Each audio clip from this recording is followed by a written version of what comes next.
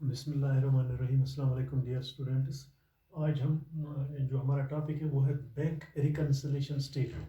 Bank reconciliation statement, ये bank reconciliation statement क्या, it is a schedule showing, एक ऐसा शेड्यूल है जिसमें हम schedule showing the items of difference between, जो डिफरेंस है, जो फ़र्क है बिटवीन बैंक स्टेट, एक तो बैंक स्टेटमेंट है and bank columns, that is cash book, that is cash book of cash book is known as bank reconciliation statement या reconciliation statement. उसको कहते हैं कि it is a schedule showing the difference between the bank statement and the bank columns of cash book. जो bank column की जो cash book वहाँ जो डिफरेंस होती है is known as bank reconciliation statement.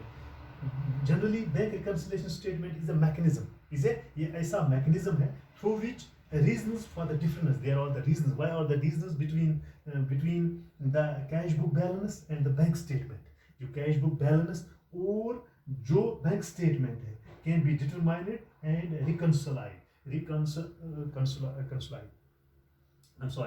ये जो शेड्यूल है उसमें जो डिफरेंस होती है बिटवीन द बैंक स्टेटमेंट और bank column, that is the cash book is known as bank reconciliation statement. Then it's a that kind of एक ऐसा मैकेनिज्म है थ्रू विच जो रीजंस है for the difference between the cash book balance and the bank statement. जो cash book balance है और bank statement है, इसमें जो डिफरेंस है दैट कैन बी डिटरमाइंड, वो डिटरमाइन हम वो रिकन्सिलाइड उसको कैसे फिर ठीक है in the foregoing this bank reconciliation statement। Bank reconciliations, it is necessary to examine the reasons for the difference between the two reconcile or balance sheets and by the passbook and the bank column। जो passbook की जो balance है वो हम देख सकते हैं and bank column of the cash book. For this usually a mechanism is involved by the business enterprise through which reasons for the difference between the cash book, ये कैश बुक और जो bank statement की जो difference है वो हम reconcile करते हैं and the bank statement can be determined and reconciled. A schedule is prepared at the end of, ये जो शेड्यूल है ये हर at the end of every month, schedule हम एंड करते हैं बनाते हैं at the end of every month showing the items of difference. ये जो डिफरेंस ऑफ आइटम्स है ये शो करता है between the bank statement and the bank column of the cash, bank column of the cash. This is known as bank reconciliation statement. उसी का आज हम एक प्रैक्टिकल क्वेश्चन करने जा रहे हैं आपकी किताब पर।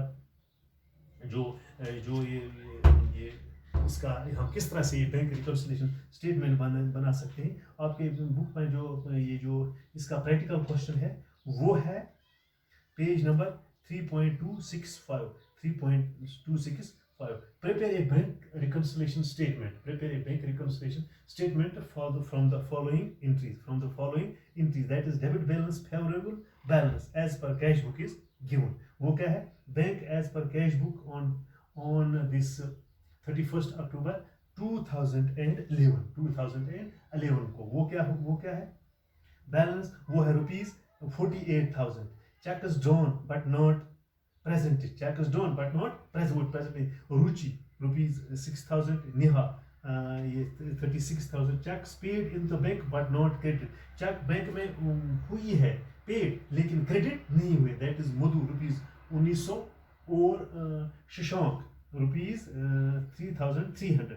Bank charges not yet entered in the cash book ₹45, interest on debentures and dividend shares collected by the bank directly, that is 2,600।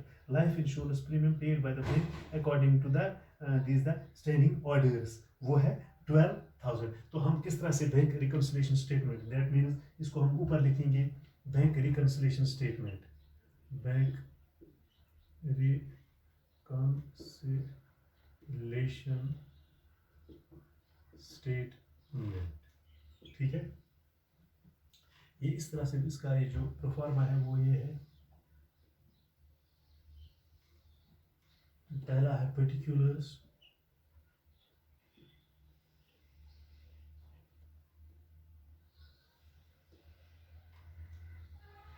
ये कॉलम है इसके plus, that is plus item rupees, plus items rupees, यहाँ है minus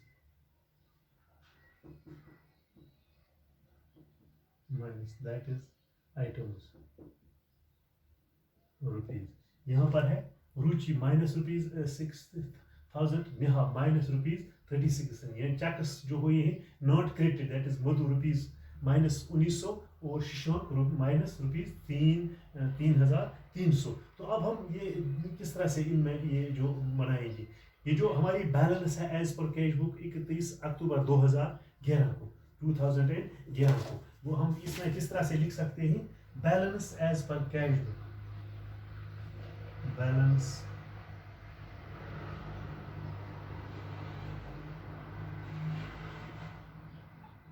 as per cash book, as per cash book कितना है, rupees 48,000 and हम करेंगे इसको एंड क्या है, number A checks issued but not, check was issued but not presented, check issue है लेकिन प्रेजेंट नहीं है। और रुचि कितना है हमारे, रुपीज 30, ठीक है, इसका कितना है, नेहा रुपीज 30, इसका है सॉरी 6,000, इसका है 3,600 इसका है 6,000, तो इसका हम, तो ये क्या बन गया हमें, इसका टोटल कितना बन गया है, क्षेत्र 9 क्षेत्र 92,000, 96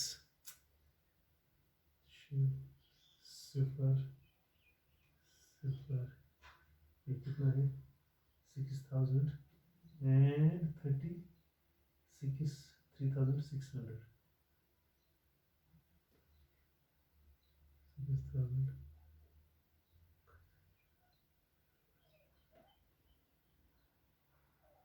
ये आ गया 9,600, 9,600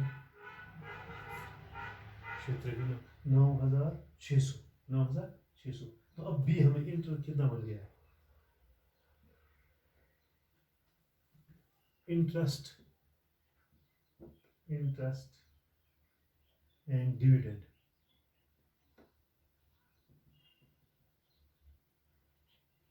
dividend collected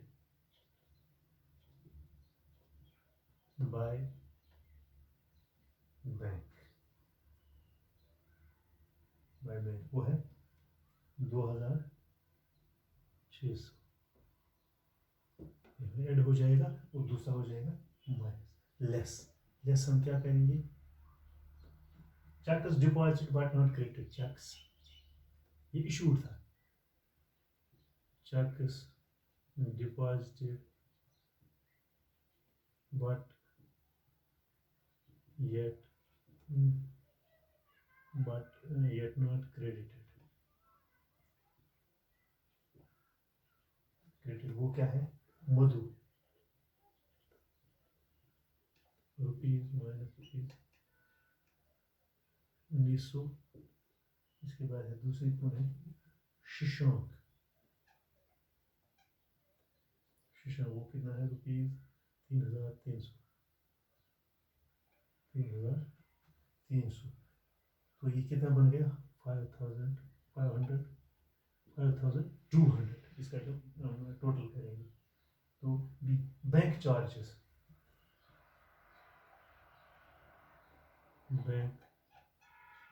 वो कितना है, बैंक चार्जेस 450, तो ये अगर आपने उठाया है, interest and dividend collected by the bank, checks deposited but not yet credited, वो है 5,200, तो मधु कितना है 1,900 और शशांक है रुपीज 3,300, बैंक चार्जेस 450, इसके बाद है बैंक चार्जेस, तो लाइफ इंश्योरेंस का कितना है, तो अब हम इसका हम जब टोटल करेंगे, चलो यहाँ पर एक और एंट्री हम लिख सकते हैं,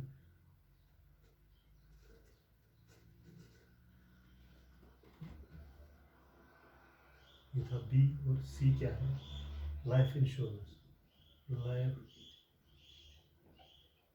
insurance premium paid by bank, paid by bank, वो क्या है, 1200। तो बैलेंस एज पर पासबुक, ये हमें होनी चाहिए, बैलेंस एज पर पासबुक, वो कितना होना चाहिए, अगर आप इसका टोटल करेंगे वो कितना होना चाहिए,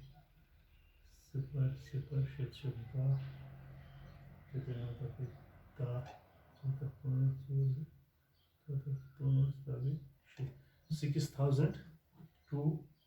तो ये डिपॉजिट है, cash as per this passbook कितना होना चाहिए, ये है, ये इसका अगर हम माइनस, कितना है 5,200, इसका है 450, ये चार्जेस है, तीसरा है 1200। तो ये एज पर बैंक पासबुक कितना होना चाहिए, इसका जो टोटल है वो हम माइनस करेंगे, यहाँ भी आना चाहिए एज पर पासबुक 6,200। जब हम इसको मतलब क्या जमा करेंगे, तो एज पर पासबुक हमारा होना चाहिए कितना, 0.535, क्योंकि ये एज पर पासबुक होना चाहिए 53,350, ये हमारी, ये जो हमारे पासबुक है वो हमारा होना चाहिए। तो इस तरह से हम ये बैंक रिकन्सिलेशन स्टेटमेंट हम बना सकते हैं, बैंक रिकन्सिलेशन स्टेटमेंट। तो पहला हम इसको फॉर्मेट बनाने का किस तरह, इसका फॉर्मेट क्या है, ये जो bank reconciliation statement, particulars plus और माइनस, क्योंकि यहाँ है favourable balance as per cash book is given, favourable cash book balance की कितनी है, 31 अक्टूबर 2011 को 48,000, balance as per cash book है हमारी 48,000। तो चेक्स, दूसरा है cheques drawn but not yet presented, Suchi है -6,000, नेहा -3,600, ये इसका आएगा 9,600, interest and dividend collected by the bank वो है 2,600, वो आपकी किताब पर दिया हुआ है। तो इसके बाद है हम लेस करेंगे, ये तो पहले ऐड था, इसके बाद less, cheques deposit but not credited, Badhu 1,900, Shashank 3,300, तो बैंक चार्जेस है 5,200, तो लाइफ इंश्योरेंस पे प्रीमियम है कितना, ये है बैंक चार्जेस है 450, और लाइफ इंश्योरेंस प्रीमियम है ये जो 1,200। तो इसका जब टोटल हम आएंगे प्लस साइड में 60,200, और यहाँ भी आना चाहिए सर। तो जो हमारी बैंक बैलेंस है वो है होनी चाहिए 53,350, ये जो हमारी bank balance as per passbook is shown. तो इस तरीके से हम बैंक रिकन्सिलेशन स्टेटमेंट। इसके बाद दूसरा सवाल भी वो उसी तरह है, आप कोशिश करो इन सवालों को हल करने की। तो मुझे उम्मीद है कि आपको ये पता होगा कि बैंक रिकन्सिलेशन स्टेटमेंट क्या है। It's the schedule showing the items of difference between the bank statement and the bank columns of cash book is known as bank reconciliation statement. तो बैंक रिकन्सिलेशन स्टेटमेंट का जो practical question है वो पहला था जो हमने बनाया। उम्मीद है कि आपको समझ आया होगा। शुक्रिया।